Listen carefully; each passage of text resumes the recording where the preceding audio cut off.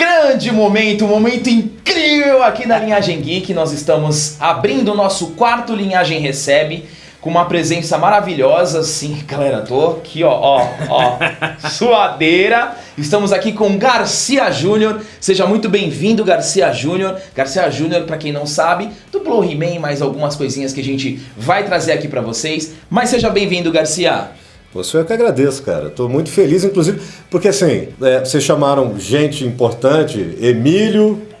o Zuckerman, Daniel Zuckerman, o Daniel, Samidana, e aí eu, pô. Então, quer dizer, gente importante e depois eu. Putz grila, mas cara, olha só, que honra. Você, dentre os 4 que já passaram por aqui, os outros 3, é o que mais se insere dentro do nosso universo. Tenho certeza que a galera tá numa expectativa... Se inserir no universo é um negócio importante. Isso! A galera tá numa expectativa alta e eu vou adiantar uma coisa pra vocês, galera. Aqui vai ser uma resenha, aquela resenha clássica do Linhagem Recebe. A gente vai trocar uma ideia bem natural com o Garcia vai falar da história dele. E no final, pra quem tem vontade, pra quem tem o sonho de ser dublador, de entrar nessa carreira maravilhosa que cresce a cada tempo, Garcia vai passar dicas excelentes e estratégicas pra você que quer ser dublador. Pra mim é uma honra, Garcia, a gente já se conheceu antes, pra mim na casa do Pedro, aliás, um grande abraço pra ele. Pra mim é uma honra você estar aqui, vai ser muito legal essa resenha. Antes vou dar o recado da loja da Linhagem, né, o Gabriel tá com o Yusuke, eu tô com o Goku, lojadalinhagem.com, tem anime, tem DC, tem Marvel, tudo lá, lojadalinhagem.com. Garcia, vamos lá, puta, sempre muito legal pra você, sempre legal, a gente cresceu, sem querer chamar você de velho, obviamente. Não, mas eu sou velho mesmo, não tem problema, tá tudo certo. A gente queria saber como é que você começou a sua carreira de dublagem, como é que foi? Então, cara, a dublagem começou pra mim meio que por acaso, eu tinha 10 anos de idade, morava aqui em São Paulo, fazia escola normal e mais nada, né, estudava e só. E saía da escola e ia pro trabalho dos meus pais, que na época era BKS. Era um estúdio de dublagem que existe ainda na Rua Tibério, na Lapa. Tá. E Vila Romana, né? Na verdade. Vila Romana. O ônibus que eu pego pra ir pra Jovem Pan. O consultório do meu ortopedista é na Vila Romana. Que beleza. E aí, lá, eu estudava ali também na escola Dr. Edmundo de Carvalho Experimental, que é na mesma Rua Tibério. Então saía da escola e ia direto para o trabalho dos meus pais, que era ali na BKS. Meu pai era diretor de dublagem, Garcia Neto, minha mãe dubladora também, Dolores Machado. Então eu ia para lá todo dia, aí, ok, nesse dia falaram assim, olha, o Oni Casarré, que era o cara que fazia a escolinha do professor Raimundo, um excelente comediante. Que personagem que ele fazia? Ele fazia o corintiano. Sim. Corintiano da escolinha. E aí o telefone fala. Não sei. Ele tá ligou, vivo. de repente aí ligou acho que o GPS. Foi ok. Falou ok, ele respondeu ok. Aí, ok, ele foi lá, ele foi para o Rio de Janeiro para fazer uma novela chamada Feijão Maravilha, com um grande hotel, e precisavam de alguém para substituir no Pica-Pau. E falaram assim, pô, faz o teste aí, de brincadeira, tal. Eu era um garoto, tinha 10 anos e tal. Aí eu, super tímido, falei, não vou fazer não quero fazer não. Aí minha mãe me empurrou pra fazer. Faz lá, que é brincadeira. E eu fiz de brincadeira. Eu acho que ela via que eu talvez tivesse um certo talento, sei lá. Fui lá, fiz o teste e disseram assim, olha, isso é brincadeira, a gente não vai mandar. Eu falei, não, nem quero, pelo amor de Deus, não, beleza. Só que mandaram pro distribuidor e ele me escolheu. Achou até que fosse uma menina. Falou, eu quero essa menina aí. Falou, não, peraí, mas não é menina, é menino e... É filho do Garcia e da Dolores, não é dublador? Eu falei, não importa. Botou aí, agora se virem, vai ter que ser ele. E foi assim. Aí, a partir dali, o diretor não quis dirigir a série. Não quis? Não, mas assim, tudo bem. Compreendo perfeitamente. Falou, como é que um moleque de 10 anos que nunca fez nada vai protagonizar uma série de dublagem? Não tem como. Faz sentido. Faz todo sentido. Eu entendo perfeitamente. E aí, uma semana depois, ele me chamou, junto com meu pai, no barzinho que tinha ali, quase na esquina, que chamava Tetel, para falar assim, olha, eu quero te pedir desculpa. Eu não sabia nem do que se tratava, né? Ele me pediu formalmente desculpas e tal, porque ele viu que eu realmente conseguiria fazer. Meu pai assumiu a direção exatamente pelo fato dele não querer fazer. Mas claro que nem meu pai nem ninguém falou isso, até para não me deixar nervoso. E dali a carreira foi embora, porque na verdade, cara, eu passei a vida inteira, eu cresci dentro do estúdio. Eu comecei em televisão com 2 anos, na Tupi, depois fiz comercial, fiz programas infantis. Então assim, eu fiz muita coisa. Meus pais não queriam essa carreira para mim, porque é uma carreira... A gente sabe que essa carreira de comunicação artística é sofrida.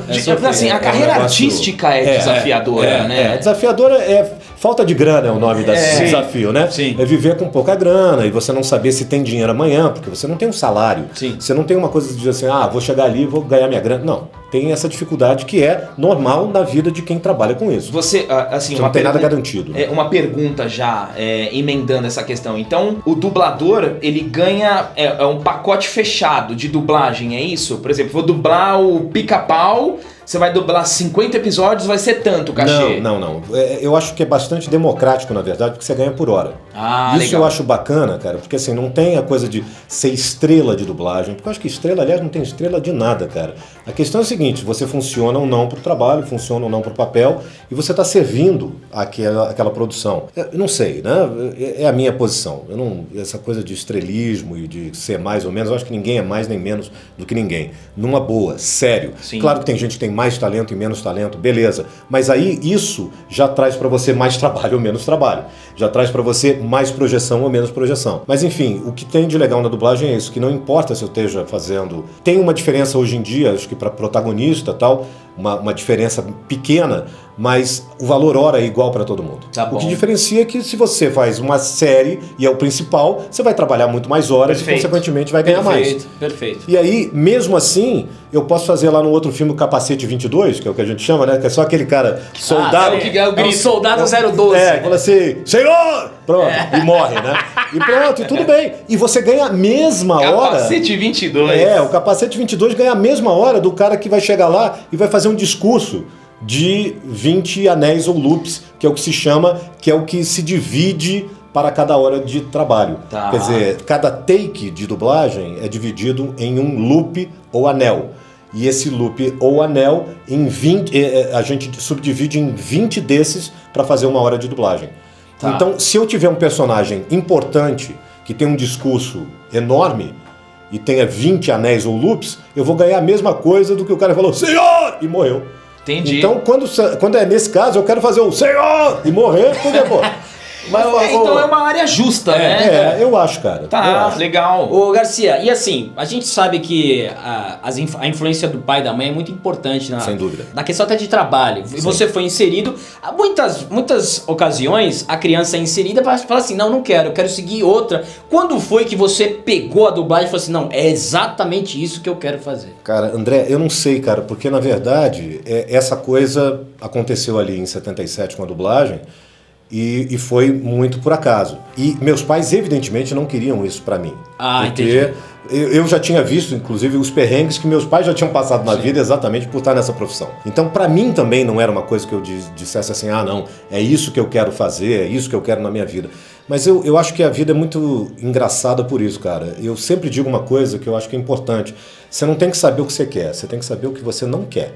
Sim. Então, assim, o que eu não quero, eu tenho certeza. Então, eu nem vou lá, eu nem abro aquela porta. Ok. Mas quando eu estou inserido em alguma coisa que a vida vai me levando e que eu aceitei aquilo pra mim, eu não sei onde vai parar, entendeu? Eu não sei qual o destino daquilo e quanto tempo eu vou ficar naquilo. E foi exatamente o que aconteceu comigo com a dublagem. E, ao mesmo tempo que meus pais passaram por muitas dificuldades exatamente por essa profissão de rádio, de dublagem, de cinema e de televisão, cara, eu tive uma vida muito confortável e muito tranquila, graças a Deus, na mesma profissão dos meus pais.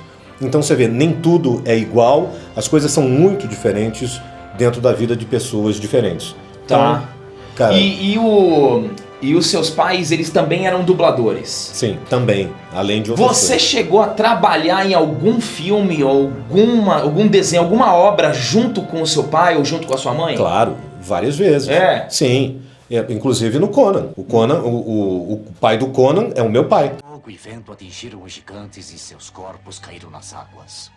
Olha só que legal! Então, assim, a gente Eu não acho que no contracena. He-Man, o seu pai era o Homem-Fera. Meu pai era um Homem-Fera no He-Man. Muito Inclusive, tem uma outra coisa bem legal, que se eu tivesse feito essa, eu teria pedido para fazer também, porque eu consigo imitar meu pai direitinho fazendo o Homem-Fera. E há pouco tempo a gente teve que redublar 3 episódios da série antiga. E foi a Miriam Fisher, maravilhosa, diretora e atriz soberba, e assim, sou fãzaço do trabalho dela. Ela que é a voz da Nicole Kidman, Meg Ryan. Assim, Legal. Maravilhosa, cara, maravilhosa. E foi ela quem dirigiu. E aí eu falei, Mirinha, você já escalou alguém para fazer? O Homem-Fera entra aí nessa... Porque eram alguns trechos dos filmes que estavam perdidos. E eu falei, você já escalou alguém para fazer o Homem-Fera? Ela falou, puxa, já, por quê? Eu falei, não, porque eu imito meu pai igual. E, pô, eu queria tanto fazer pela coisa de ser meu pai. Sim, pela homenagem, né? Exatamente. E aí ela falou, não, mas eu vou falar com a pessoa e tal. Eu falei, não, mas peraí. Ela falou, não, pode deixar. Eu falei, então faz o seguinte, bota o cachê pra pessoa. Aí a pessoa nem aceitou ficar com cachê, sabe? E assim, e aí eu tive essa honra de fazer a voz do meu pai também num episódio do He-Man. E qual que é a voz do Homem-Fera? Me dá um texto. Maldito He-Man, maldito He-Man, vamos te pegar, venha esqueleto, venha mandíbula. Tô dando aqui uns exemplos pra você pegar. Maldito He-Man, venha esqueleto, venha não sei quem, vamos te pegar. Era uma coisa assim. Muito bom. Legal, muito Grande Homem-Fera. E sem escutar, porque se eu escutar, assim, claro, Uma no referência. dia eu peguei a referência dele. Sim. Você sabe como é que é, você é um tremendo do imitador, a gente tem que pegar a referência Sim. assim na hora. Porque aí tem uma coisa, eu acho que é um pouco mais gutural, é um pouco mais arrastado. Mas é uma coisa assim. Um drive. É um drive total na voz. E aqui eu começo a ouvir meu pai falar assim. Que legal, que legal. E a gente fazia também, cara, uma série que pouca gente vai lembrar, só quem é, Raiz. geek raiz, que é Os Gatões. Que é Os Gatões, a série de 1980, da década de 80. Sim. Era um louro e moreno. Eu lembro que teve um filme, mas foi mais novo. Mais novo. A série era meio trashzona, cara, mas era legal. Eram 2 caipiras no interior dos Estados Unidos, com um carro, um Dodge. Isso General mesmo. Lee, né? Isso. E o meu pai fazia o xerife, cara, que vivia perseguindo esses 2 caras, os gatões, que era o louro que era quem eu dublava. E tinha essa história também, meu pai fazia essa série, então a gente fez essa série toda junto. Muito bom. Ô Garcia, então vamos lá. Você começou no Pica-Pau, né? O Pica-Pau, obviamente, você fez com uma voz de criança, então não tem como você fazer o Pica-Pau agora. Não tem. Mas depois do Pica-Pau, quando, por exemplo, você fez o Pica-Pau ali, aí aceitaram, você gostou de ter feito o Pica-Pau? Adorei, cara. Foi incrível pra você. Incrível. Depois do Pica-Pau, você achou que ia ser só o Pica-Pau e aí começaram a aparecer outras oportunidades enquanto criança? Então, foi mais ou menos isso. Só fazer um parênteses aqui do outro lado pra falar da minha mãe também. Eu fiz o Tartarugas Ninja com a minha mãe, né? Minha mãe Quem fazia... que você era no Tartaruga Ninja? Pô, eu era o Bebop, cara. Bebop, pode Rock crer! Puxa vida, chefinho, nós temos que pegar os tartarugas. Eu adorava fazer o bebop. Eu adorava, era muito legal. Então, aí quando você falou, agora voltando à oportunidade que você puxou lá o gancho. Quando eu terminei, eu tava fazendo Pica-Pau, fiz a série e tal, e o que aconteceu foi o seguinte, eu fui pro Rio de Janeiro, aqui em São Paulo, o Telmo, que era o responsável, o diretor de todos os filmes da Disney, séries e tal, ele veio dublar aqui em São Paulo o Clube do Mickey. E eu dublei o Clube do Mickey também, eu fazia um mini sócio, durante um pequeno tempo, fiz o Pato Donald da forma horrível, todo mundo fala... Pato Donald? Mas eu fazia na garganta, assim, porque o Telmo não gostava. É, difícil, né? Porque você não entende quase nada. Nada. O Cláudio Galvão faz primorosamente e a ideia do Pato Donald é que ele não seja compreendido em tudo. É por isso que ele é puto daquele jeito. Ah, entendi. Sim. Entendeu? Ele é revoltado, cara. muito bom, Porque Pato Donald. nem o que ele fala as pessoas entendem. Por isso que ele é Cara, mal-humorado. eu adorava quando ele tinha os ataques dele. Exato, Pato isso é um Donald. mote. É um mote do cara, entendeu? É por isso que ele tem aquele tipo de jeito de falar. Enfim, então eu fiz um tempo também, mas eu fiz um mini sócio que chamava Todd, dublei a série toda aqui e conheci o Telmo nessa época aqui em São Paulo. Ele voltou pro Rio de Janeiro e minha avó morava no Rio. Então toda vez que eu ia pro Rio, eu dava uma ligada pra ele, pra falar, oi, seu Telmo, tudo bem? Tô aqui, papapá. E com 12 anos eu fiz isso. Ele falou, olha, tem um teste aqui pra fazer, pra um filme, que tem que cantar e falar, tal. Ele sabia que eu cantava, você quer fazer? Eu falei, claro. Aí fui no estúdio, que era na Peri Filmes na época. O teste eu fiz na Peri Filmes. Fiz o teste lá, falado e cantado, ganhei o teste. E aí, quando eu voltei pro Rio de Janeiro para dublar, porque aí voltei para São Paulo, tal, né? Eu estava só visitando minha avó. Quando voltei para São Paulo, ligaram para mim, o Telmo ligou e falou assim: olha, você ganhou o teste, vem fazer o personagem. Era o Pedro, o Pete, do Pete's Dragon, meu amigo dragão. Tá. Que era o garotinho, que era um live action com um dragão em animação. Pode ficar com ela. Obrigado. Eu fui pro Rio de Janeiro fazer. Quando eu fui fazer, já não era na Perifilmes. Porque o Telmo meio às vezes brigava aqui, brigava ali. Então ele tinha trazido o Clube do Mickey para São Paulo porque tinha brigado com a Herbert. Aí saiu daqui, voltou pro Rio de Janeiro, foi para Perifilmes. Aí brigou com o Ralph Norman, dono da Perifilmes, voltou para Herbert. Então assim, quando eu fui dublar na Herbert Richards, que era a meca da dublagem da década de 80. Herbert Richards, esse nome, Pois é. esse nome, cara, Mas assim, cara, mas fazendo uma justiça aqui, a mesma coisa que a BKS, que era a IC São Paulo, versão brasileira IC São Paulo, Sim. que era no mesmo lugar, na Rua Tibério, só mudou de nome. Sim. Mas era o mesmo lugar, mesma empresa. Era na década de 60 e 70. Tá. Em 70 a Herbert começou a subir, até por uma série de questões, porque ele era muito amigo do Boni. Quando ele parou, ele era produtor de cinema, quando ele parou de produzir cinema dentro dos estúdios de cinema dele, a Globo alugou os estúdios de cinema dele e ele começou a produzir dublagem, porque estava muito caro fazer filme, porque a inflação comia. Eu fiz uma entrevista muito bacana com o Herbert na época que eu estava na faculdade de cinema, e como ele era um amigo, querido também e tal, eu entrevistei ele.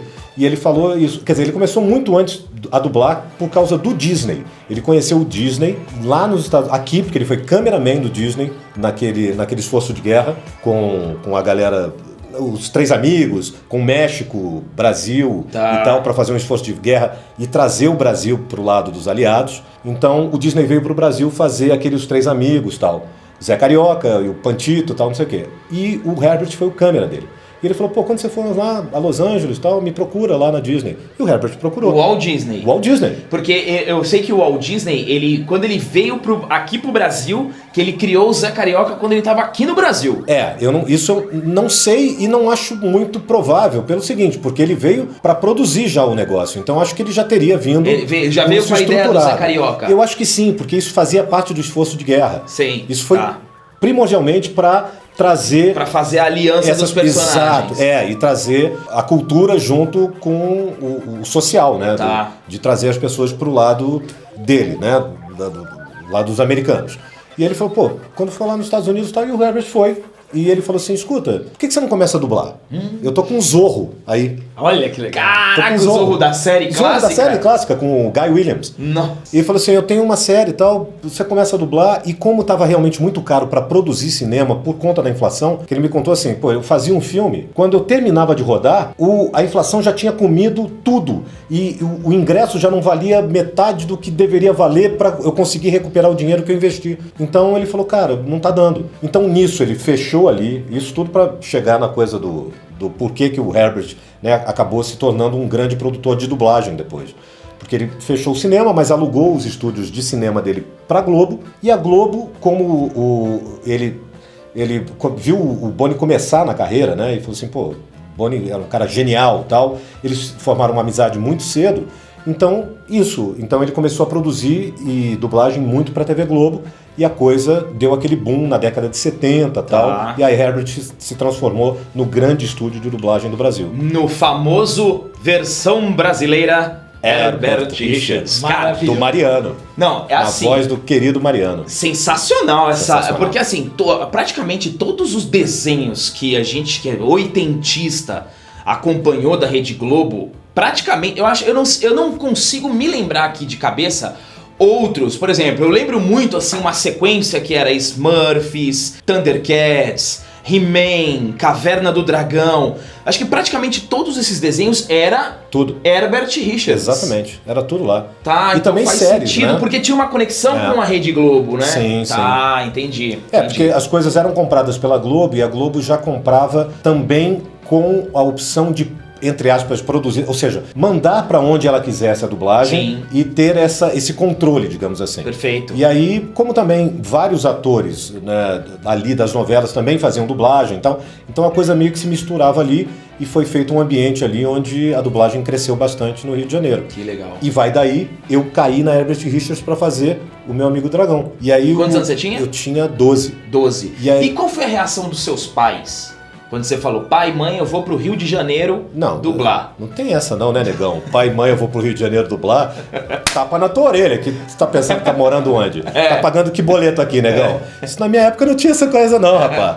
Não, assim, eles sabiam disso. Eu, quando vim, tava com os meus pais, visitando a minha avó, falei, ó, meu tio me levou até o estúdio, até a Perifilmes para fazer o teste, tal. Então, eles estavam sabendo. Quando aconteceu, simplesmente assim, meus pais estavam trabalhando, eu vim e fiquei na casa do Telmo. Eu fui e fiquei na casa do Telmo lá no Rio de Janeiro. Ele morava no Flamengo. Fiquei lá com a esposa dele, com a filhinha dele e com ele. Então, fiquei lá uma semana dublando o filme. E aí, conheci, na verdade, o Blake Todd, que era o supervisor da Disney na época para Internacional. E isso fez uma outra ligação com a minha vida, que foi o que foi me levar para a Disney em 95, ou seja, Caraca. 20 anos depois. Você vê como as coisas se ligam de uma forma muito Incrível. doida e incrível, né? Incrível. Mas ali eu conheci, não tinha muita criança dublando na época. E como eu já tinha, sim, eu tinha a vida inteira de olheiro de dublagem, observação, que foi o que me ensinou a dublar sem O eu saber que famoso sabia. laboratório familiar, né? Sim, e eu não tinha a menor pretensão de fazer aquilo. Mas eu saía da escola e ia para o estúdio, cara, eu não tinha nada para fazer, o cara ficava ensaiando, eu decorava e ficava ali dublando mentalmente para passar o tempo. Não tinha nada para fazer. Então eu acabei aprendendo por conta disso, né? Sim. Por osmose. Então quando eu cheguei lá e para fazer o Meu Amigo Dragão, eu já tinha 2 anos de profissão. E outra, né? Eu era chato, porque na época aqui em São Paulo a gente não dublava com fone. Então eu ensaiava e falava, vai. Às vezes as pessoas ficavam assim, putz, mas você quer ensaiar de novo? Eu falei, quero. Porque eu tinha que ter certeza. E que eu você não já tinha era guia. exigente com você, já. Cara, eu trabalhava do jeito que eu aprendi a trabalhar. Não sei se era uma exigência, era o jeito que eu sabia trabalhar. Era uma criança, mas trabalhando, então fazendo uma coisa com uma seriedade possível. Bem, fiz lá o filme e o seu Vitor Costa, que foi um cara também muito ligado à televisão e tal, ele era o gerente da Herbert. E ele me viu trabalhando e ele falou, Herbert, tem um garoto aí que, o cara faz esse negócio direitinho e tal. Aí ele me chamou e falou assim, escuta, pergunta pra ele se ele não tem interesse de vir pro Rio. Aí o seu Vitor veio falar comigo, eu falei, seu Vitor, eu não tenho, né? Porque assim, eu tenho 12 anos, tenho meu pai e minha mãe, papapá. Mas aí voltei pra cá, pra São Paulo, e a coisa aqui tava ruim na época. Tanto é que houve assim uma migração, sei lá, de vários dubladores aqui de São Paulo pro Rio nessa época. Porque nesse período, eu lembro muito bem quando eu era criança e tal, e como a gente nasceu em Santos, a gente cansou de ouvir os nossos pais falando, ó, pra você ganhar dinheiro, pra você conseguir alguma coisa profissionalmente, ou é São Paulo ou é Rio de Janeiro. Sim. E o Rio de Janeiro, ele era praticamente o berço dos atores. Né? E aí falavam muito do Rio de Janeiro, o Rio de Janeiro acaba fazendo certo sentido. Eu acho que assim, não é nem o berço dos atores, né? Porque São Paulo, e aliás o Brasil inteiro tem uma qualidade artística fantástica. O problema é que a gente não tem muito essa coisa de trocar essas experiências e também da gente saber o que acontece em outros lugares, infelizmente.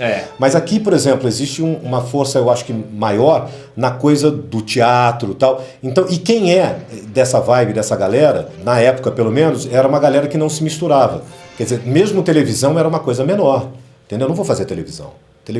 E tinha a galera que falou, não, me interessa isso, porque me dá exposição. Então, assim, eu acho que é a cabeça de cada um. E o Rio de Janeiro se transformou nesse polo exatamente por causa da Globo também. Então, também, porque com aí, certeza. se você queria visibilidade, se você queria din-din no bolso, né, querer ser visto e mostrar o teu trabalho de uma forma mais ampla, você tinha que ir pra lá exatamente para isso. E aí, isso acabava acontecendo dos dois lados. Então o cara tá lá também, não tô fazendo novela tal, mas tô dublando aí, entendeu? Tá se virando na carreira, tá ganhando seu dinheiro, tá tentando fazer o seu pé de meia. E nessa, talvez, isso tenha crescido muito lá, e aqui não tava tão bom. Eu voltei pra cá e aí, em julho, eu fui pra casa desse supervisor da Disney, desse executivo da Disney que tinha supervisionado o trabalho, que ele mandou uma carta assim, seria muito bom se um dia, educadamente, né? Sim. Se você viesse aqui, eu falei, quando é que eu vou? E aí ele ficou assim, aí a mulher dele falou, mas o que você escreveu pra ele? Não, eu escrevi. Agora, stick to your promise. Vai lá e cumpre a sua promessa, negão. Faz lá. Agora eu tenho que... E aí eu fui. E aí fiquei um mês lá na casa dele em Los Angeles. A gente, é amigo até hoje, hoje é família. Enfim. E aí quando eu voltei de lá, eu falei, escuta, vamos tentar ir pro Rio, de repente, então? Aí liguei pro Thelma e falei, olha, seu Thelma, a gente tá pensando em ir pro Rio e tal. Aí fomos os três. Fomos eu e minha mãe conversar com o Herbert. E aí ela falou, olha... porque eu falei, o problema é o seguinte, que somos os três da mesma profissão. Ele falou, não tem problema, eu contrato os três. Caraca! Aí minha mãe ainda falou, olha, mas meu marido é diretor lá em São Paulo, então... Falou, olha, no momento eu não estou precisando de diretor, mas na primeira oportunidade eu testo o seu marido, vejo aí se ele dá conta do trabalho, se me agrada o trabalho dele. E foi assim que ele fez mesmo, e a partir daí meu pai passou a dirigir lá no Rio também, e a gente mudou para lá. Puxa, que legal essa história. Quer dizer, eu acabei levando meus pais para trabalhar no Rio. Muito bom. Excelente. Muito legal. Por sua causa, toda a sua família foi pro Rio de Janeiro. Incrível isso. Muito bom. Trabalhar. Beleza, agora é o seguinte.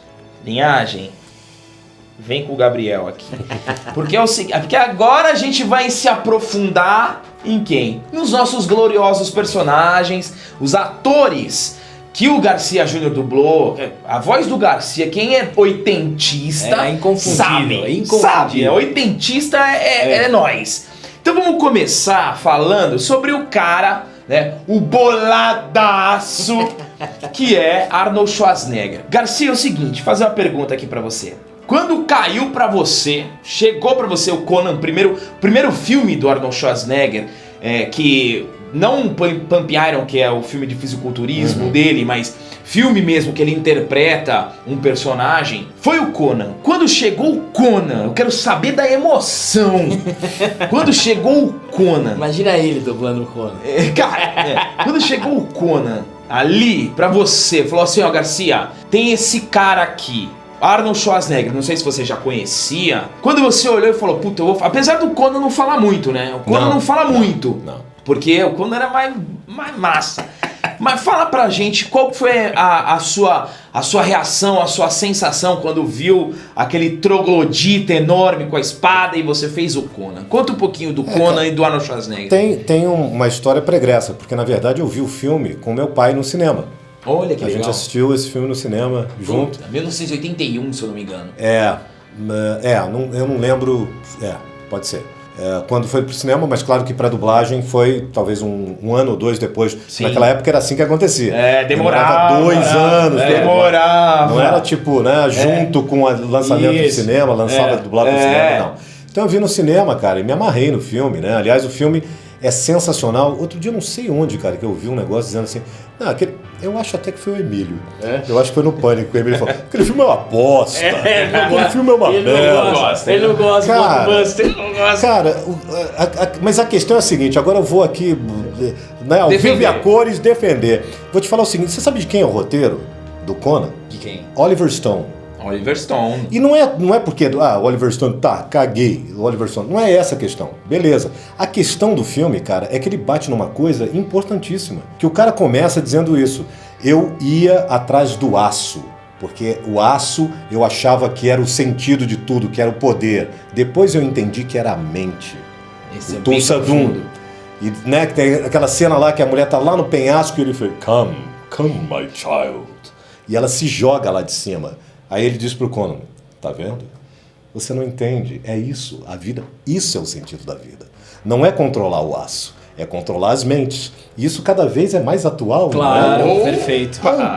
Então, meu velho, esse filme é emblemático. E eu tô dizendo isso porque eu não vi mais, e eu tenho em casa, e eu há pouco tempo assisti no original, pra curtir, né, pra não ter nada a ver com trabalho. Porque cara, você se ouve, você vai se criticar. Exatamente. E, cara, eu vi a profundidade daquele roteiro, cara. O roteiro é muito bom. É bom. Tem umas tosqueiras e tal. Tem, claro, óbvio. Mas é um filme, o roteiro tem uma mensagem muito interessante, cara. E muito bem estruturada. Mas, enfim, isso, quando eu vi no cinema, eu era moleque, não entendi bem se era isso ou não. Acho que eu tinha uns 15, 16 anos. Quando chegou pra dublagem, eu tinha 17 e eu já fazia o He-Man. Aí, aquela coisa, troglodita, com tanguinha de felpuda. Entendeu? Que, né, a gente sabe a ligação do He-Man com o Conan Grande também. ligação. Por que o He-Man surgiu? A galera geek já tá ligada, então a gente não tem que explicar. Exato. Então, foi exatamente a mesma ligação que o estúdio fez. A Herbert falou, não, bota o Júnior pra fazer. E aí botou meu pai pra dirigir. Que legal. Então a gente acabou fazendo o filme junto. E aí, evidentemente, meu pai fez o meu pai, porque era uma ceninha pequena no início do filme, né? Tá. Que ele tá pequeno ali com ele. Então ele fez aquela cena até, vou fazer o pai do meu filho mesmo, porque ele também gostou muito do filme. Eu lembro que a gente se amarrou no filme. E assim, ô Garcia, depois, como é que foi? Você imaginava assim que o Arnold Schwarzenegger ele viraria esse grande sucesso e você era o detentor oficial? Porque eu e o Gabriel, quando a gente era moleque, a gente ficava brincando de adivinhar o dublador. A gente falou, pô, esse aqui é o dublador do Schwarzenegger, esse aqui é o do Van Damme, esse aqui. Então assim, como é que você imaginava, pô, se tornar... O Schwarzenegger foi o primeiro ator assim que você pegou pra fazer vários filmes dele? Não, cara, aí é que tá, não lembro. Porque nessa mesma época, essa década de 80, em 83, 84, 85, foi a explosão. Cara, eu fazia todo mundo, entendeu? Então assim... Ele era a trinca da maromba sozinho. É a mesma coisa hoje. Hoje, você falou uma coisa que me fez lembrar, me fez pensar que hoje, por exemplo, nós temos, por exemplo, o Guilherme Briggs. Ele faz bastante personagens. Exato. Hoje. O próprio Marco Ribeiro faz bastante personagens. E tem essa coisa também. Ali na década de 80, eu falo aqui sem pestanejar. Você dominou ali, principalmente os famosos Macho Movies, aquele filme que você assistia e escorria no canto da tela testosterona, assim, ó. Você ligava, escorria aqui, ó. E a você bomba ligava, também, você assistia 5 minutos de filme, o trapézio já vinha aqui na orelha e o ombro cebola. Me diz assim, porque galera, na moral, assim, eu não sou profissional, aqui é resenha e eu tô emocionado, eu tenho que falar. A década de 80, o Schwarzenegger, você abraçou o Schwarzenegger, assim como o He-Man, mas tiveram outros além do Schwarzenegger. Teve o próprio Kevin Costner, o Harrison Ford, Jean-Claude Van Damme. Cara, como é que você vivia? Era muito filme. Mas é isso, cara. A vida era sair de um estúdio e entrar no outro. E como a Herbert tinha um volume muito grande de trabalho, não era só a Herbert, eu trabalhava... Existiam 3 estúdios muito fortes na época, que era Telecine, quer dizer, Herbert Richards, Telecine, Delarte.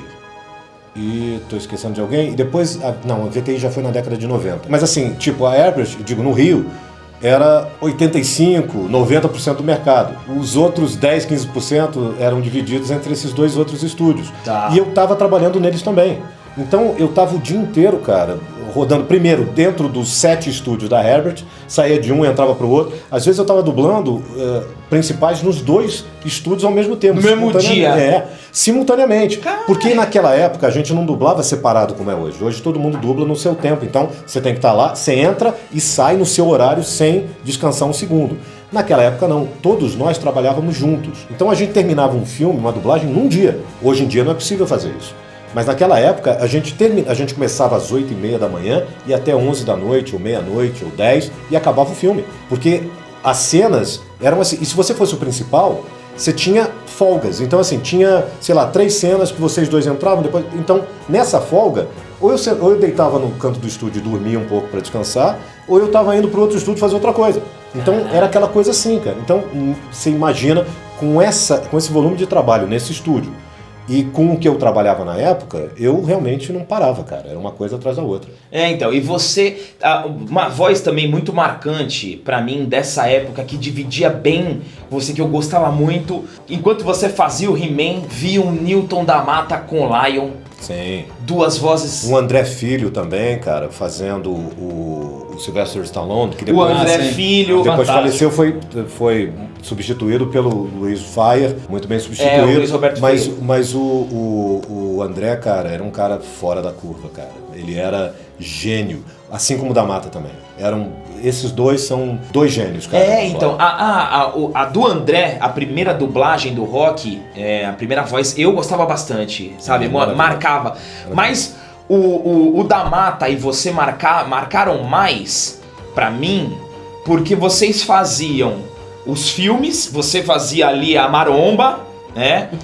O Schwarzenegger e o Van Damme e o He-Man. E o da Mata, ele fazia o Lion e o John McClane. E o Bruce Willis. Que é o Bruce Willis. Que era realmente uma voz Na época, incrível. inclusive, era Gato e o Rato. Nem tinha o John McClane ainda. Depois é que surgiu o John McClane. Exato. Foi primeiro, ele surgiu ali na Gato e o Rato, que o da Mata fazia brilhantemente também. E aí dali que o Bruce Willis estourou pra começar a fazer o Duro de Matar e fazer todos os outros filmes. Né? Então foi na década de 80, assim, entre 80 e 90 que tu ficou milionário. Pô, fiquei, cara. É? Claro. Isso. Pô, exatamente. Inclusive o Garcia tá comprando o canal hoje. Galera, até exato. mais. Valeu. Não, muito pelo contrário. Vocês estão contratados. Vai mudar o nome pra Linhagem Garcia. Garkik. Mas, ô Garcia, e o Gabriel falou muito bem nos Obrigado. anos 80. Eu acho que foi a época que a locadora começou a explodir e também o trabalho de dublagem começou a ser mais reconhecido. Como é que foi essa década pra você na questão de você falou que você não parava? E quais filmes que você lembra que você fala, cacete, que você dublou, você falou, pô, pode ser da Trinca da Maromba, pode ser, se fosse assim, puta filmaço que te marcou quando você foi dublar. E uma perguntinha, uma curiosidade, você vê o filme antes, inteiro, para depois dublar, ou você já vai entrar na raça? Não, você entra na raça. Entra na raça, até hoje, inclusive, por outros motivos, né? Até pela questão da proteção, de tudo. Hoje é tudo muito cuidado também, porque não existia celular. Sim. Essa facilidade que você tem hoje de Perfeito. informação, de vazar informação, não existia na época. Então nem vazava mesmo, né? Então era uma coisa mais tranquila. Mas você não vê antes. Você toma contato com o filme naquele momento. Mas, cara, achar é muito complicado, André, porque a gente... É tanto trabalho e, na verdade, Sim. você está tão concentrado no trabalho que você ter essa percepção de ser uma coisa de caramba, que filme bacana. Tá aí, o Conan, talvez eu tenha tido muito isso pelo fato de eu ter tido a experiência de assistir o filme no cinema com meu pai. É porque você teve uma ligação Exato. pessoal com Exatamente. o Conan. E Os esse outros eu já foram tinha só visto. profissionais, Sim, né? Exato. E aí, quando é uma coisa tipo o He-Man mesmo, que as pessoas... Mas e aí, você imagina... Cara, eu não tinha a menor ideia de que ia fazer sucesso aquela bagaça. Eu não tinha ideia. Pra mim era mais um desenho e beleza, vamos aí, mais um trabalho, vamos nessa. Um dia um amigo meu que tava fazendo economia na PUC falou, cara, esse desenho que você tá fazendo é um sucesso, né? Eu falei, não tô sabendo não. Falei, porra, vamos almoçar comigo no bandejão. Cara, eu fui pro bandejão da PUC, aquela galera toda comendo, com o pescoço duro pra cima, assistindo o He-Man na televisão ali do bandejão, cara. E eu falei, pô, acho que esse negócio deu pé mesmo, né, cara? E depois é que você vai sentindo que o negócio realmente teve uma notoriedade que você não estava esperando. Aliás, eu não espero isso trabalho nenhum, né? Você faz o trabalho que você faz o trabalho, você tenta fazer o melhor, mas você não tem ideia. O Mel Gibson fala isso, né? Falou isso numa entrevista uma vez, que é exatamente a realidade. Falou, se houvesse fórmula para sucesso, não existiria um roteiro ruim, pô. Sim, Você pega e bota a fórmula no roteiro, acabou, tá feito. Não tem fracasso, só tem sucesso. Muito bom. Então vamos lá, Garcia. Perguntinha aqui, ó. Perguntinha. Você dublou Arnold Schwarzenegger, Jean-Claude Van Damme, Patrick Swayze, Harrison Ford. Desses 4, assim, qual que você mais gostava? Algum você... Por exemplo, você tinha mais facilidade de encaixar a voz? Você se identificava mais com um ator? Um desses 4. Não vou perguntar vários, porque tem um monte. Mas... Patrick Swayze fez o Ghost. Então. E isso que é engraçado, porque foi um filme emblemático, mas eu não dublei o Patrick Swayze muitas vezes. No caso do Patrick Swayze, cara, eu gosto muito mais do outro filme que eu fiz dele, que eu dublei. Só 2 filmes do Patrick Swayze. Acho que 3, aliás. O outro é aquele Roadhouse, que tem sempre Roadhouse. Acho que foi eu que fiz aquele também. Mas o que eu gosto mesmo é Caçadores de Emoção. E eu tava falando com o Francisco Júnior, que é o cara que faz o Aquaman, né? Que é um amigo querido. E ele tava comentando isso com ele, né? Da coisa de você fazer um filme.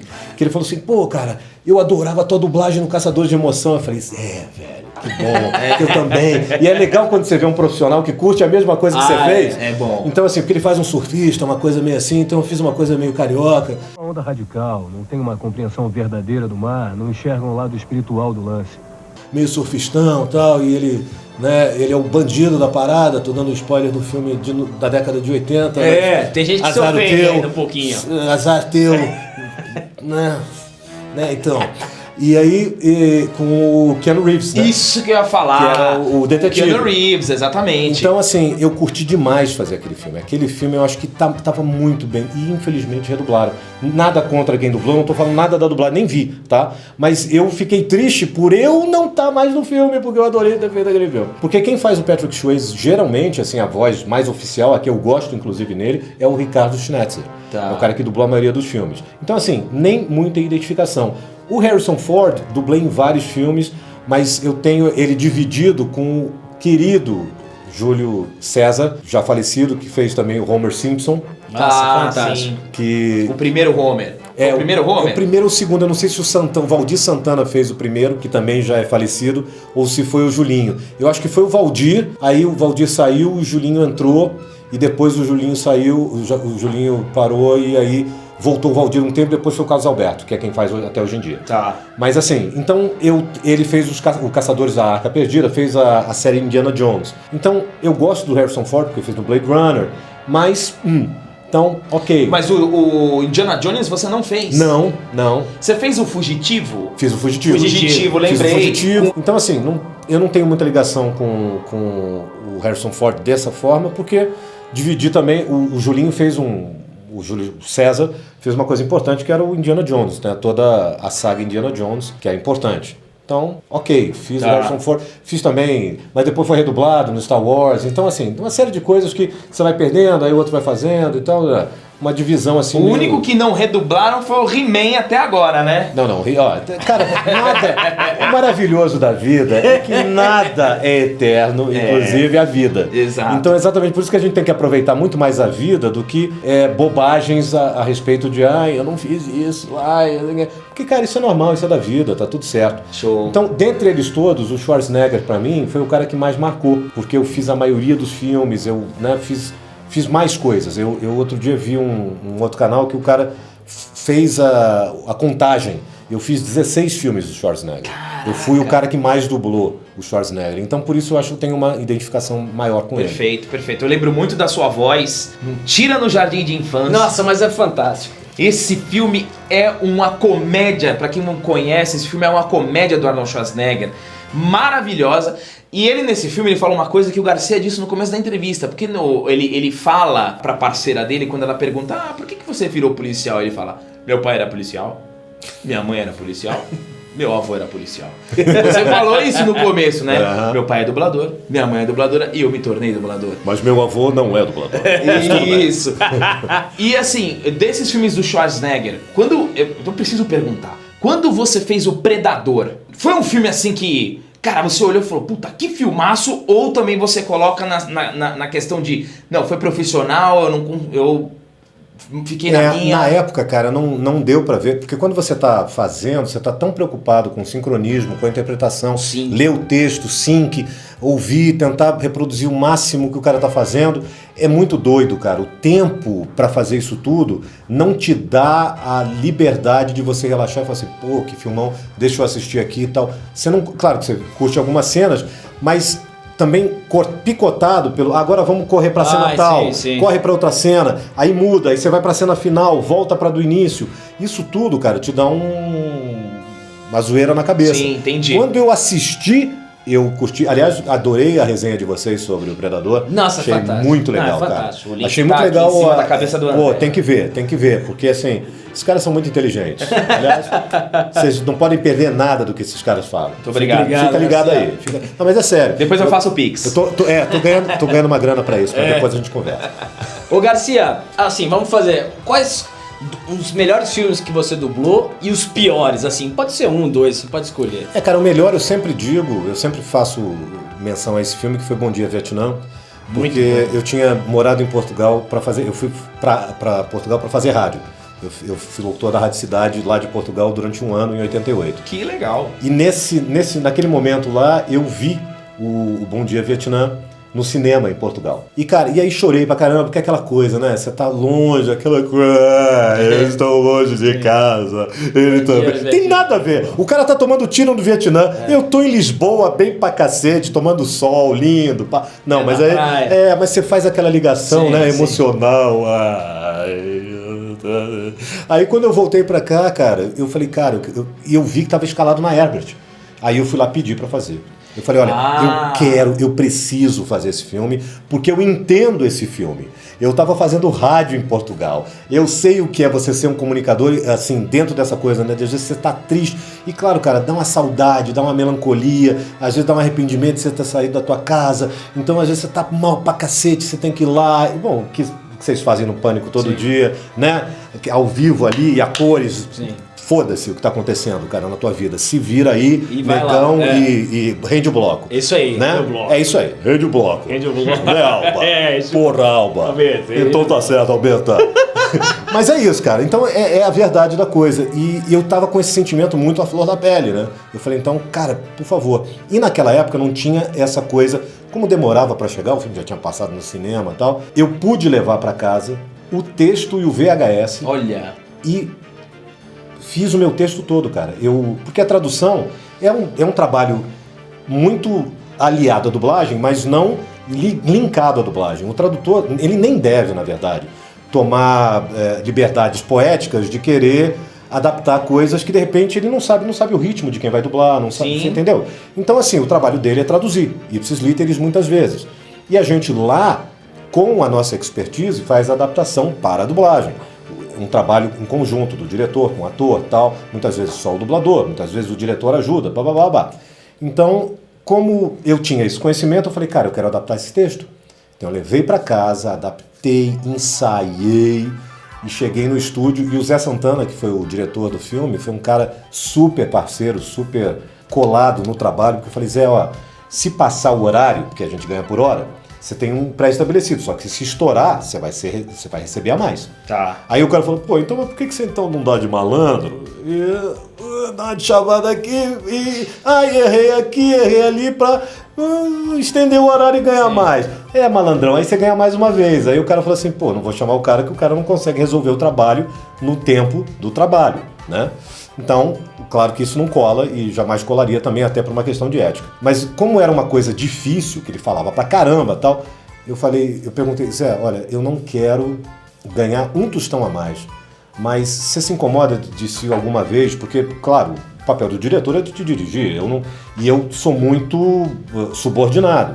Então, assim, não vou chegar lá e falar, não, volta aí que eu quero fazer de novo. Ah, não, sim. Não, né? Quer dizer, isso até acontece naturalmente numa parceria entre diretor e ator, mas por uma questão de generosidade de ambas as partes, e principalmente do diretor.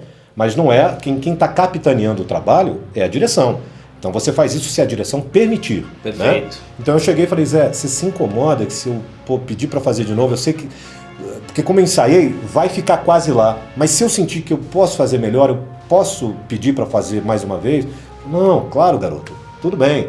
E foi uma tremenda parceria nesse sentido. E a gente nem acabou atrasado. E eu falei assim, e se passar o horário, eu não quero ganhar mais.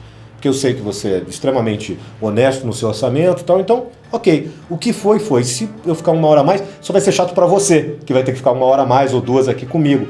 Mas ele foi parceiríssimo, falou não tem problema nenhum e acabou nem passando. Porque como eu estava muito ensaiado e sabendo muito bem o que eu ia fazer, a coisa rolou. Então esse foi o primeiro, foi o único filme que você pediu para dublar ou teve algum outro? Não, teve outro que eu pedi, mas não rolou. Qual foi?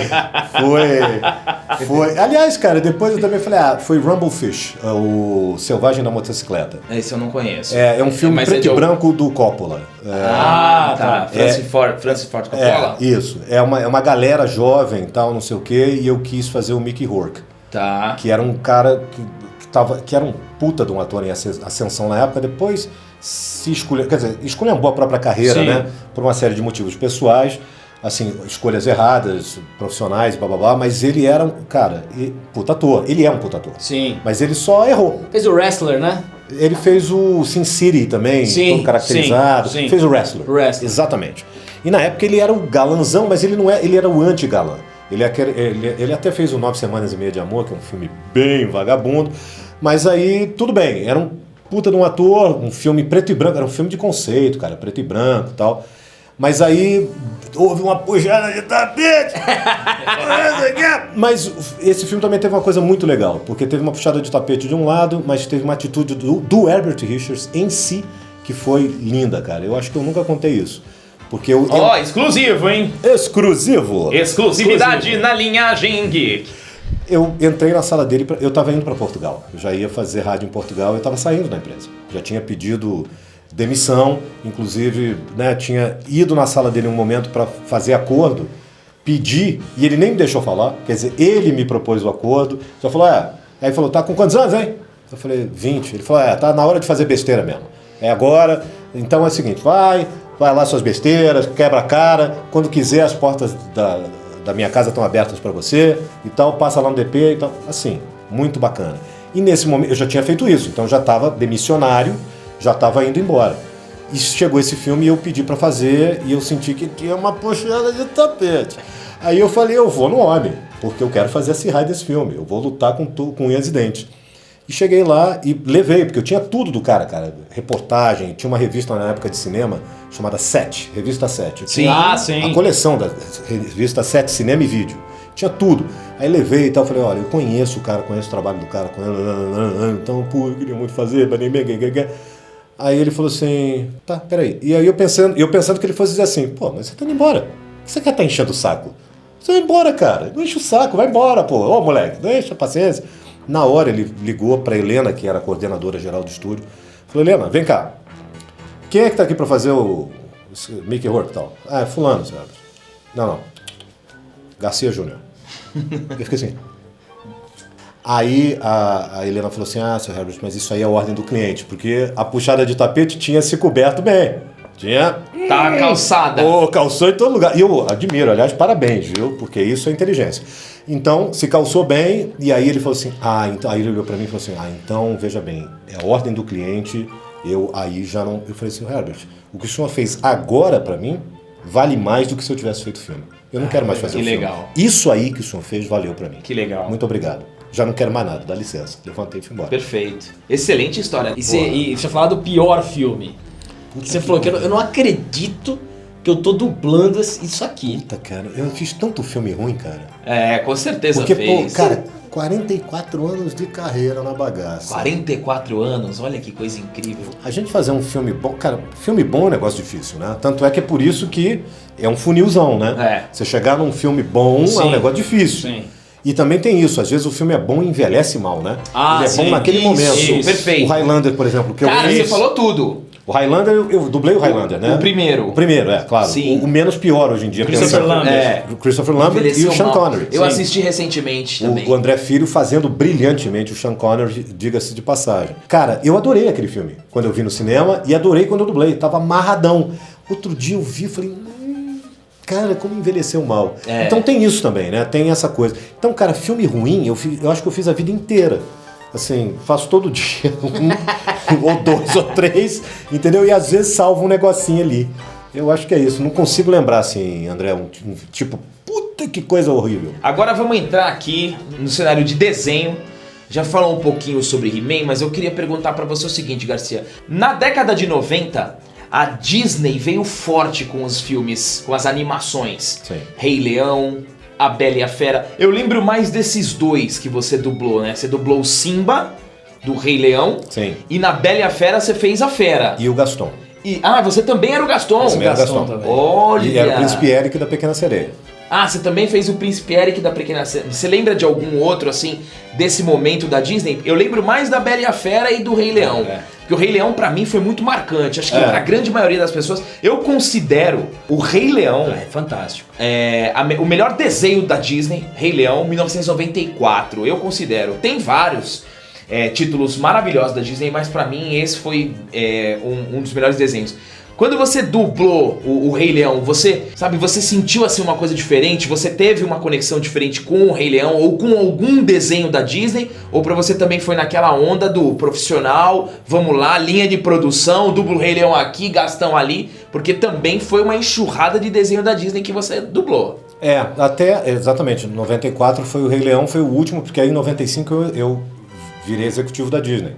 E aí, evidentemente, eu nunca mais dublei nada de importância, porque não tinha nem sentido, né? Sim. Mas até ali foram esses três, foi o Príncipe Eric, o Gaston e a Fera e o Rei Leão. Mas, cara, não, assim, a Disney tinha essa coisa do cuidado, de ter um supervisor que vinha de fora, que depois esse foi o meu papel dentro dela. Então aquela coisa de, sabe, de um ensaio muito grande, de um cuidado, de um apuro com a interpretação, com te dizer qual é a cena, de, sabe, destrinchar aquilo de uma forma muito minuciosa. Tinha uma técnica diferente em relação aos filmes que você fazia? Não é técnica diferente, é que tinha mais uma pessoa envolvida, né? Tinha um supervisor de fora que vinha fazer esse trabalho, que depois era o meu papel também, mas aí eu passei a mesmo dirigir, porque aí eu conseguia realmente controlar esse processo. Eu tentei durante algum tempo ser apenas o supervisor, mas falando a língua, sendo tradutor, sendo diretor, o negócio gritava dentro de mim e eu acabava tomando a frente. Então aí eu vi que era mesmo a melhor opção seria eu tomar a frente mesmo e fazer. E aí a diferença é essa, eu acho que eu tive muito mais conexão quando eu entrei para a Disney e eu comecei a fazer o processo desde o início, porque aí sim eu tinha todo o universo para entender profundamente aquela produção. Quando você vai dublar, cara, você não tem essa consciência. Perfeito. Porque ninguém vai chegar e te mostrar o filme porque aquilo ali está protegido. Então você, claro, a pessoa vai te passar toda a informação necessária para a cena, para aquela emoção, porque às vezes a pessoa fala assim, mas se o cara tá mentindo, mas você tá acreditando? Então, se eu tô acreditando fazendo também, é porque eu não posso pensar que é mentira. Eu tenho que pensar que é verdade. Porque o grande lance é chegar no final e falar, caramba, o cara tava mentindo, cara. Que filha da puta. Entendeu? Sim. Agora, se você faz, olha, eu estou aqui falando isso, mas é verdade. Aí ele fala, não, já tá entregando. Então, não me interessa se é verdade ou mentira para o roteiro, para o enredo. Interessa se o cara tá passando verdade naquilo que ele tá falando. Perfeito. Porque aí eu tenho que mentir com verdade. Se ele tá sendo irônico, canastrão, porque é necessário, eu vou fazer o que ele tá fazendo. Porque tem um motivo para isso. Mas o resto da história não me importa, assim, no sentido do que eu preciso entregar naquele momento, é aquilo que tá ali. E tá pronto, e tá produzido. Eu não tenho que inventar. Então não é um trabalho de criação de ator. Tipo, né, quando você pega, como eu vou fazer lá o Exterminadores do Além, do Danilo, né? Tipo, o cara me deu um roteiro e falou assim, você faz esse policial aqui.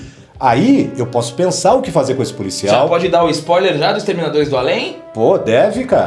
Então deve. É o seguinte, galera, em primeira mão aqui, Garcia Júnior estará como ator, não dublador, ele será um ator, ele terá uma participação no Exterminadores do Além, a série do Danilo Gentili, Murilo Couto e o Léo Lins. Aguardem a partir do sexto capítulo. Toda quarta-feira, logo após o The Noite, você não pode perder. Ô Garcia, eu ia perguntar justamente isso, da questão da tua carreira. Como é que foi do dublador para direção, você dirigir o dublador? E também como você pensa, como você faz a ligação da voz?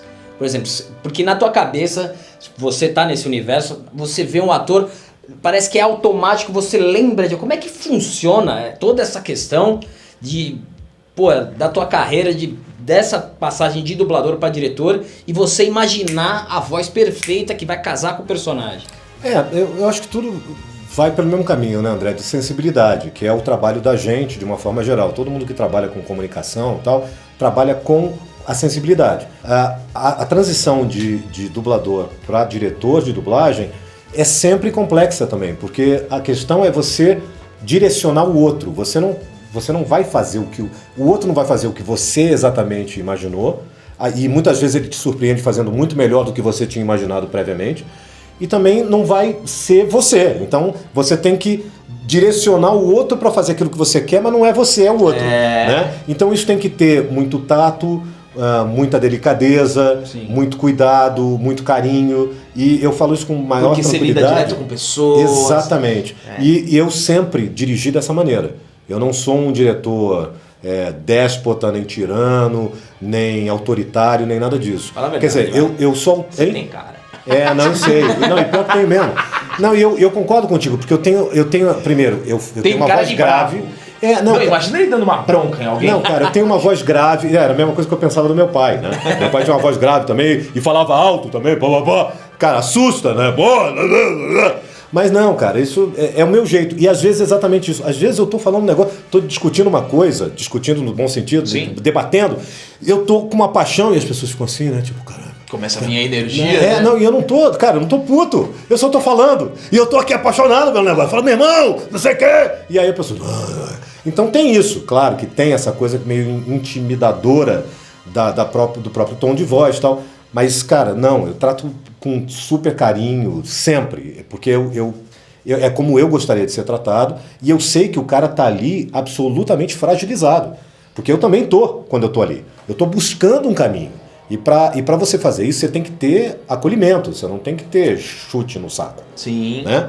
E é isso que eu acho que é o grande segredo que eu procuro até hoje. Porque cada ator é um ator, cada tempo é um tempo, cada filme é um filme. Então, cada momento de cada um desses caras que você pega ali para trabalhar é um momento muito específico e particular. E aí também eu trabalhei, né, com os chamados Star Talents, mas para mim são simplesmente atores que tiveram um reconhecimento maior da mídia. Porque tem muita gente que está na dublagem que é grandiosíssimo ator e tudo bem, está lá na dublagem. Aliás, como Drummond, por exemplo, que sempre preferiu dublar, a vida inteira preferiu dublar. Um tremendo ator, um tremendo comediante, um cara maravilhoso. Então, assim, mas tipo, Fernando Montenegro, Chico Anísio, entendeu? Daniel Filho. Eu dirigi esses caras, cara, e não teve nenhum problema. Não teve nenhum tipo, oh, meu Dirigiu Deus. Chico Anísio, nada entendeu? mais, nada menos. Não é uma coisa... Porque eles, antes de mais nada, são profissionais. Sim, perfeito. Na excelência da palavra. Entendeu? Não é essa galera que eu não posso... Onde está o meu assessor para assuntos aleatórios? Meu assessor meu para enxugar meu suor? Não, cara. O cara é profissional da bagaça, é operário do negócio, entendeu? E os caras não perderam isso. Então essas pessoas que não perderam isso são as pessoas com as quais eu me identifico. Porque o mais importante é isso, é você estar ali para fazer a mesma coisa. Eu vou dar um outro exemplo, cara, o Coringa que a gente estava falando, eu dirigi o Coringa, né? Eu traduzi, adaptei a tradução e dirigi o Coringa. Joaquim Fênix. Isso. E o Hélio Ribeiro, que é quem dubla o Joaquim Fênix geralmente, foi quem fez. Ele teve que passar por um teste com a Warner, fez o teste, foi aprovado, um teste grande, inclusive. E assim, é um profissional. Ele também fez todos os filmes que eu dublei do Kevin Costner, ele também dublou, a gente é sócio do consórcio. Dividiu. É isso. Também do outro que eu fiz, do Spider-Man, do Volta ao Lar, também é um cara que ele dubla, e eu dublei, que eu também dublava sempre. Dublei antes dele primeiro, mas depois ele começou a dublar, que é, o De Volta ao Lar. O Abutre, Michael Keaton. Ah, o Michael Keaton, o Abutre. Isso. Eu dublei o Michael Keaton ali porque o Hélio estava viajando. Então eu fiz para cobrir o buraco, no bom sentido, né, Hélio? Cobrir o buraco do Hélio. Então, assim, mas... E aí algumas coisas... Ah, mas é o Hélio Ribeiro e tal. Eu falei assim, tolinho, vai estudar dublagem, neném. O Michael Keaton tá no bolsinho do velho aqui faz tempo. Estuda aí. Mas tudo bem, isso é só um recado pros geeks meio fora da casinha. Estuda aí, neném, estuda aí. Mas beleza. Então, assim, a gente divide já dividiu muitos personagens, muitos atores e tal, não sei o quê. E a entrega do Hélio Ribeiro nesse trabalho, sabe, assim... O acolhimento que ele me deu como diretor e a parceria que a gente fez, cara, um dos trabalhos mais incríveis que eu fiz. Sabe? Que legal. E graças à entrega do ator. Porque o cara falou assim, velho, vamos nós. Sabe aqueles exercíciozinhos de você ficar durinho assim, e fala assim, se joga pra trás que eu te seguro aqui? Sim. Foi isso, cara. E mútuo, entendeu? Tanto ele como ator, como eu como diretor, com relação ao que ele estava entregando para mim. Então, cara, isso não tem preço. E isso só você só consegue quando você consegue atingir uma conexão com aquele cara para além do trabalho. Entendeu? É o respeito pelo conjunto da obra. Entendeu? Pelo ser humano, pelo profissional, pelo talento e pela sensibilidade. Ô Garcia, eu quero saber do Garcia ator. A gente já sabe do diretor de dublagem, do dublador. O ator, o que você fez antes e como é que foi esse convite para fazer essa série com o Danilo? Então, o convite foi um convite assim, muito legal da parte minha. Na verdade, foi naquele dia que a gente estava no aniversário do Danilo. Ah, sim, fantástico. E eu cheguei lá e gentilmente me convidei através do Adriano, que é um amigo em comum da gente. Eu falei, Adriano, pô, fala com ele lá que eu quero fazer essa série, velho. E aí ele falou, ó, falei com o Danilo, ele falou que você já tá. Então foi assim, ele gentilmente não me convidou e eu gentilmente me convidei. Perfeito. E foi Quem assim. tem boca vai a Roma. Exatamente. E, cara, foi muito legal, foi muito divertido. A gente passou um papel ótimo. Ele me deu um papel de um policial muito bacana, que eu não vou dar spoiler, mas acontecem umas coisas muito legais com esse policial. É o 7º episódio da série e foi muito divertido fazer. E fora esse trabalho, você já tinha feito o trabalho de ator, assim, você mesmo? Sim. Eu fiz uma novela, uma Manchete inteira. Qual novela? Tudo ou Nada. Tudo ou Nada. Infelizmente foi o Nada. O Tudo ficou pra próxima que eles produziram anos depois. Então dali não aconteceu nada. Foi até por isso, nesse momento, eu falei, eu fui pra Portugal e tal, porque não rolou na estrutura da emissora mesmo. Outro dia até vi um negócio sobre essa novela e tal, realmente não funcionou. Mas enfim, fiz outras coisas, participações em minisséries, em novelas, essas coisas todas. Fiz no Mecanismo, né? Sim. Eu fiz um deputado aí que depois virou presidente. E no último capítulo do Mecanismo, e fiz, e aí, e é isso, cara, assim, é um trabalho também que eu curto muito fazer. Muito bom. Agora é o seguinte, galera, presta atenção, você, tô falando com você, dedinho na tela aqui. Ó, você que tem interesse em ser dublador, em construir essa carreira no meio artístico, o Garcia vai dar umas dicas aqui pra você, falar o que você pode estudar, forma de comportamento, ele já fala aqui muito bem, o Garcia é um excelente profissional. Muito bom. Então, Garcia, fala pra galera aqui que tem interesse, com certeza deve ter uma galera mais jovem assistindo, quem tem interesse de seguir essa carreira de dublador, o que tem que fazer, comportamento, curso, manda ver. Cara, curso, eu não sei especificamente, existem vários cursos de dublagem, mas eu acho que a primeira coisa que a pessoa tem que ter em mente realmente é que é um trabalho de ator. Então, a primeira coisa é você se conectar à questão da interpretação mesmo, porque é isso, você vai interpretar um cara e da forma mais difícil, porque eu digo que o grande problema da dublagem é que você tem que passar toda a emoção de um cara que está vivendo uma cena sem viver essa cena, num estúdio, com ar-condicionado ligado, sem poder se deslocar do microfone, então você não pode fazer nada, né, sair daquele ponto ali onde você está colocado e sem nenhum envolvimento cênico. Isso é uma coisa muito difícil de se trazer. Tem até uma cena do Hugh Jackman, né? Fazendo uma cena do Wolverine na floresta. Sim, e ele voando e fazendo as coisas todas e tal. Sim, mas isso não é a dublagem. Né? E aquilo ali, claro, ele é um tremendo de um ator. Muito bom. E tá fazendo um momento de uma coisa que ele fez ali, tá fazendo um ADR daquilo que ele fez. Tá tudo certo, eu não tô criticando aquilo que está sendo feito ali. Mas é impossível você fazer isso no dia a dia. Porque senão você tem um infarto, você cai duro. Se toda vez que o cara tiver que correr, pular, brigar, dar tiro, entendeu? Então, não rola. Então, na maioria das vezes, você tem que conter o seu corpo e passar a sua emoção toda e todo o sentimento e toda a intenção aqui só, sem mais nada. Para isso, você tem que ser muito bom ator. Você tem que estudar. Então, a primeira coisa é a interpretação. Muito. Ouve, vê, assiste, fala, lê, grava, se ouve, vê se está aí. Ter a sensibilidade de entender se você está indo no caminho certo também. Porque a questão é da sensibilidade. Se você não tiver para entender, é que nem cantar, né? Tipo aquelas coisas que você vê no The Voice. Não, The Voice não, porque no The Voice já tem uma peneira antes. Sim. Mas o American Idol, ou qualquer coisa que tem aquelas pré-seleções que eu acho péssimas. As audições. Que assim, cara, é legal, tal, deve ser engraçado, mas eu acho ruim porque expõe um monte de gente que... E, assim, tipo no Ídolos. No Ídolos eles faziam isso de... Colocavam uma galera, Patrick, tipo, fala assim, o que você tá fazendo aqui, entendeu? Tal. Pô, a minha mãe falou... Pra esculhambar, né? Cara, entendeu? Não tem necessidade. Tudo bem, mas você tem que ouvir os outros também. Não é só se ouvir, não é ouvir seu pai e sua mãe dizer assim, meu filho, minha filha, não, vai ser o Mr. Universo, vai ser a Miss Brasil. Não. Ouve alguém, cara, que não tenha muita ligação contigo, vê se é isso mesmo, vê se está no caminho certo. Ouve isso aqui, vê se você gosta. Entendeu? Não diz que é você. Se a pessoa te der um feedback legal, então você está no caminho certo, você tem talento e tal. Esse é o primeiro caminho. O curso tem uma porrada. Veja aí o que melhor te atende na questão de local, se você quer fazer presencial ou se quer fazer remoto, o que é melhor até nesses momentos, né, que a gente está passando, para o seu próprio conforto, para a sua própria segurança, o que você acha mais viável, mas eu não sou aqui nem profeta, nem cagador de regra para te dizer o que fazer, então você tem que ver o que é melhor nesse sentido. O que é assim, imprescindível é que você tenha, primeiro, bom senso e, segundo, talento. E desenvolver esse talento você precisa estudar muito. Ou seja, se ouvir, fazer, interpretar e estudar muito qualquer coisa e tudo. Porque o ator é aquele cara que tem que vestir qualquer personagem, qualquer papel, qualquer coisa. Então, quanto mais você ampliar o teu leque de conhecimento, mais você vai estar preparado para entrar nessa profissão. Grande dica de um dos maiores dubladores da história do Brasil. Então anota... 1,75. O quê? 1,75. Ah, então tá bom.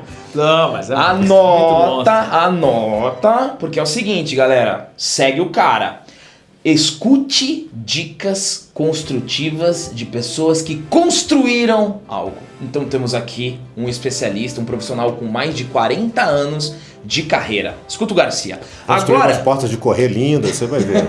Bonito. agora a gente vai fazer o seguinte. A gente abriu uma caixinha de perguntas no Instagram da Linhagem. Muitas pessoas perguntaram. Eu vou selecionar algumas perguntas pra gente perguntar pro Garcia, então fiquem ligados. Primeira pergunta, eu vou puxar a sardinha, porque a minha sogra, Francisca, beijo, te amo. Ela fez uma pergunta, quando ela ficou sabendo que você ia vir aqui, ela fez uma pergunta que o Garcia inclusive já respondeu, mas eu vou fazer só pra marcar, que é o seguinte, ela perguntou, dá uma dica pra quem quer ser um bom dublador. Garcia já deu algumas dicas aqui, mas fica registrado a pergunta, tá bom, sogrinha? Depois tá ligado, né? Francisca, beijo pra você. Pergunta do Júlio Branco, o Arnold Schwarzenegger. Ele já te chama de Arnold.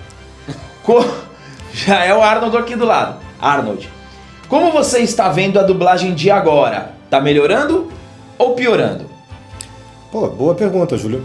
Acho que tem dos dois, cara. Tem uma coisa bacana, porque tem uma galera nova muito boa chegando, mas eu acho que tem exatamente isso. Como tá muito maior o mercado, você também tem muito mais possibilidade de ter coisas ruins também. Mas eu acho que tem uma galera muito boa fazendo o trabalho hoje em dia. E o lance é esse. Como tem muita gente ligada nesse universo, eu acho que as pessoas estão muito com vontade de fazer a bagaça. Show de bola. Lua Marques, qual foi a dublagem mais desafiadora até hoje? Oi, Lua, tudo bem? Então, a dublagem mais desafiadora eu acho que foi a do Bom Dia Vietnã, Lua. Eu acho que sem dúvida foi essa. Foi uma coisa que foi bem difícil fazer. Essa aqui é muito boa. O Tóquio Japanosaka pergunta: você já passou trote com a voz do He-Man ou com a voz do Arnold pra alguém? Cara, trote não. Trote nunca passei, não.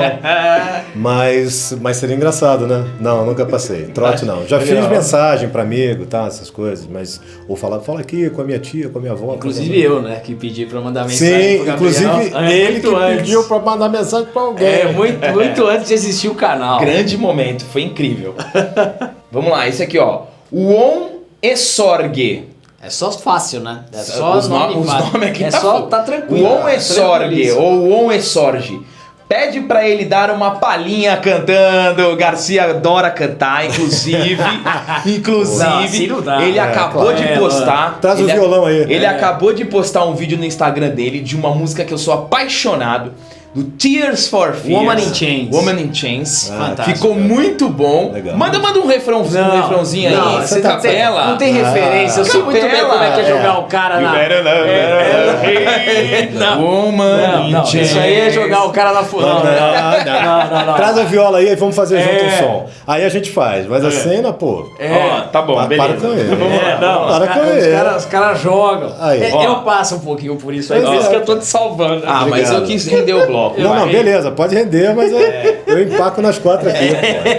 Ó, aqui, ó. Luiz Eduardo Vem. Na atualidade, você vê mudanças no trabalho da dublagem para o que era na década de 80 e 90? Sim, uma delas, inclusive, a gente conversou aqui, que é o fato de que a gente dublava todo mundo junto e agora dubla todo mundo separado. Então tem uma responsabilidade grande ali do diretor para ver pergunta e resposta, para ver se ninguém troca nada, se ninguém faz alguma coisa que não, depois quando junta não dá liga. Perfeito. E para concluir as perguntas, que são muitas, eu quero agradecer você que mandou a sua pergunta, show de bola. Todo o Linhagem Recebe a gente vai fazer isso. Eu tinha que deixar essa aqui pro final. Claro. Qual que foi a sua reação? Quem tá perguntando é o treinador Caio César. Qual foi a sua reação em relação à repercussão negativa da série do He-Man?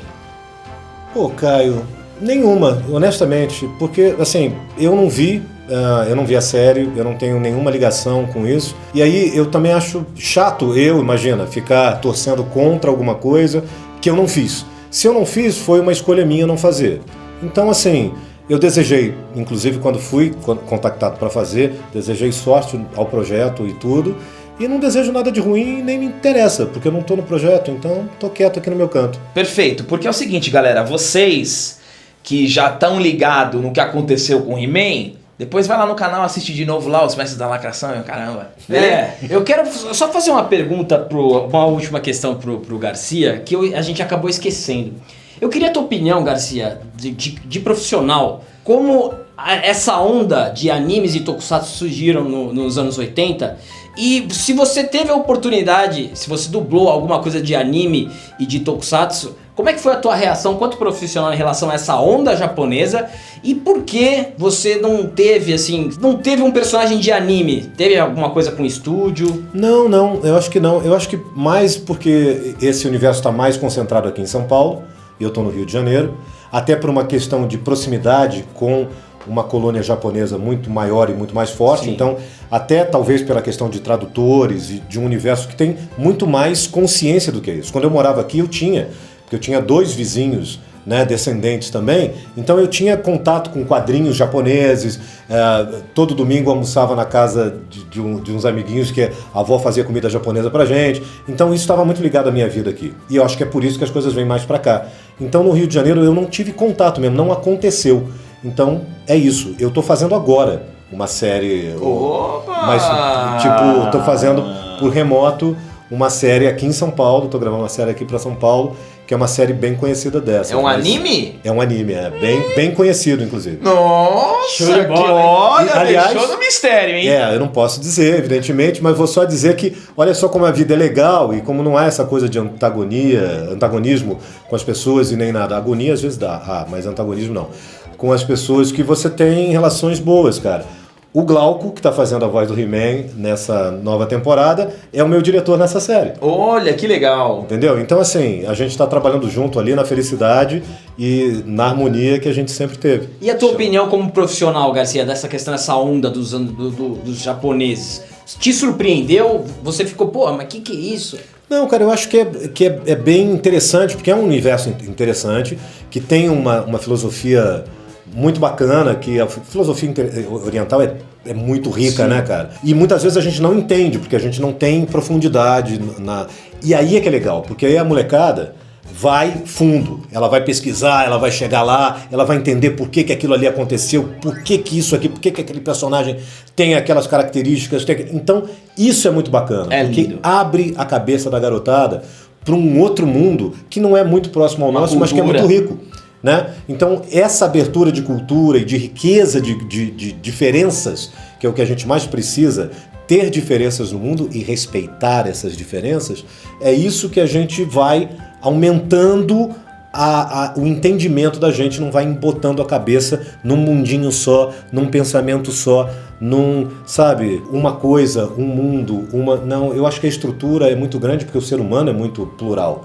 Né? E eu sou pela pluralidade, não sou pela unificação de nada. Show de bola! Galera, chegamos ao final dessa grande entrevista com esse grande cara, mas claro que todos que passam aqui pela linhagem recebem um presente, sempre uma lembrança da linhagem geek, um mimo.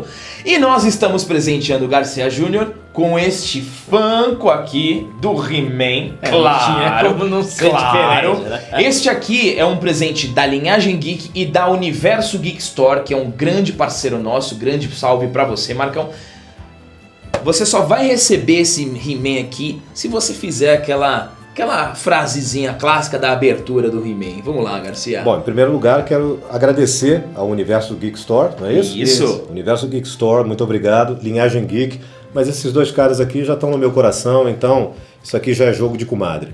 Mas obrigado pelo presente. E eu queria dizer... e também vai se juntar outros 3 que eu tenho, que eu ganhei do Manolo Rey, Então esse aqui é o 4º He-Man que vai para minha estante ali de pessoas queridas. Muito obrigado. Então eu só poderia agradecer dizendo que eu sou Adam, príncipe de Eternia, guardião dos segredos do castelo de Grayskull. Estes são Pacato e Gato Guerreiro, meus fiéis amigos. Fabulosos poderes secretos me foram revelados no dia em que ergui a minha espada mágica e disse: pelos poderes de Grayskull! Eu tenho a força! Esses dois se transformaram em Gabriel e André Alba e são os maiores da linhagem geek do universo. Muito Sensacional. Muito bom. Uma salva de palmas aqui. Valeu, Garcia, Garcia. muito obrigado. Mesmo. Muito obrigado Imagina, mesmo. cara, eu que Foi uma conversa sensacional. Tenho certeza que você da linhagem gostou, curtiu bastante. Faz o seguinte, curte o canal, se inscreve, comenta, deixa aí o seu agradecimento, uma mensagem pro nosso grande Garcia Júnior. Garcia, muito obrigado e com certeza teremos outras resenhas. Manda um tchau pra galera aí. Cara, eu que agradeço, é um prazer, uma honra estar aqui. Eu sou fã do canal, acompanho o canal, vocês sabem disso. Já batemos papo aqui sobre as coisas, as resenhas que eu assisto sempre. Sou fã pra caramba do André, já há bastante tempo também. O André me deu a felicidade de ter outra pessoa para ser fã, que é você, Gabriel. Então eu só tenho a agradecer a vocês pela oportunidade de estar aqui batendo esse papo entre a gente e transmitindo esse papo para um monte de gente bacana.